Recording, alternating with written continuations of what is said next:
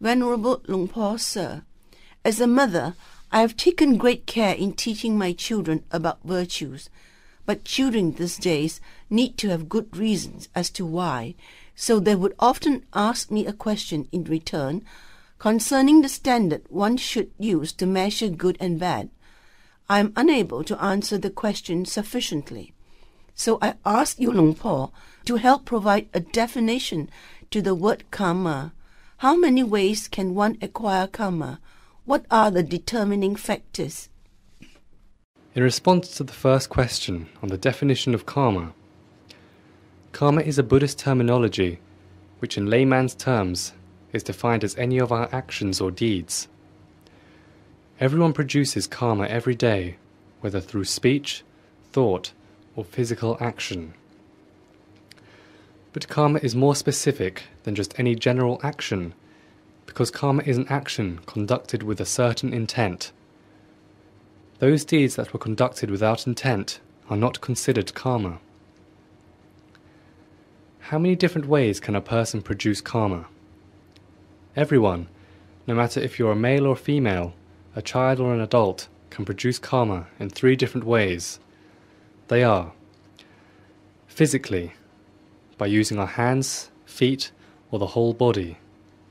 For example, when one bangs his own head on the floor, it is karma because one intended to do the action. If one bows down to pay respect to somebody, it is karma too, because one conducted the deed with intent. If one folds one hand in the lotus position to pay respect to a virtuous person, it is also karma, a wholesome karma. If one folds one finger into a fist and punches another, it is also karma, but an unwholesome karma. Verbally, it is considered a wholesome karma when one acknowledges friends for their various wholesome actions through honest praising. On the contrary, it is also karma when we speak harshly about someone with malevolent intent, but it is an unwholesome verbal karma. However, when a person mumbles in his sleep, or a sick person talks deliriously, it is not considered karma, for the person was behaving without consciousness. And mentally, it is karma when we think about loving, hating, loathing, or envying someone. Even though it was merely a thought, it is still karma because it was triggered either by a benevolent or malicious motive.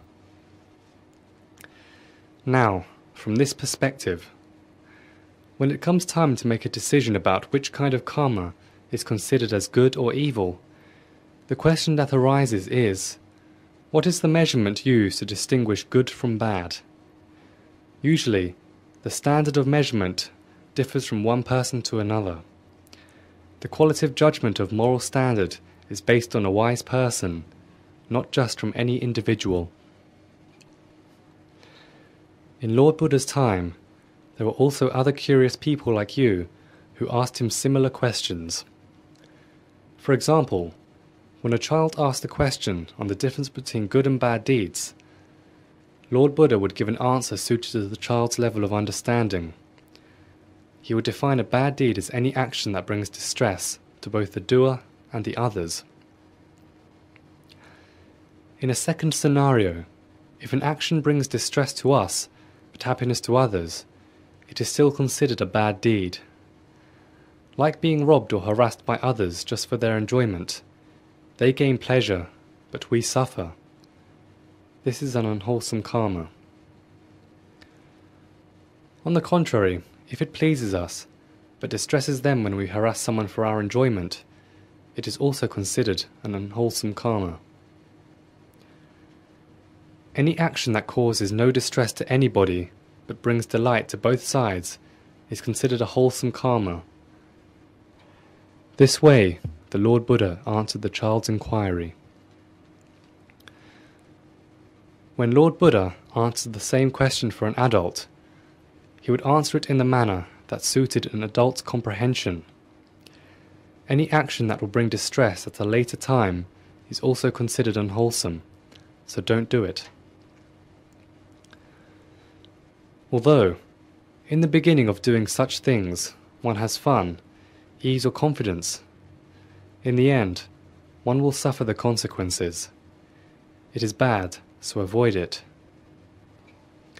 For example, drinking alcohol is an enjoyment in the beginning, but could result in a brawl after getting drunk, or you could experience a terrible hangover the next morning.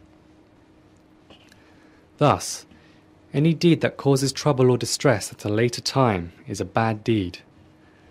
Good deeds bring no regret or distress at a later time. For instance, students who have studied their subject materials diligently from the beginning of the semester, along with doing their assigned reading and homework, will scarcely have the time to seek out pleasure. Are they exhausted? Yes, they are exhausted, but they will be rewarded with good grades on their exams at the end of the year. It is a good deed. These are the thoughts that Lord Buddha gave on the measure of a good or a bad deed. For the adult who is less educated, the Lord Buddha gave a simpler answer, which required little deep contemplation.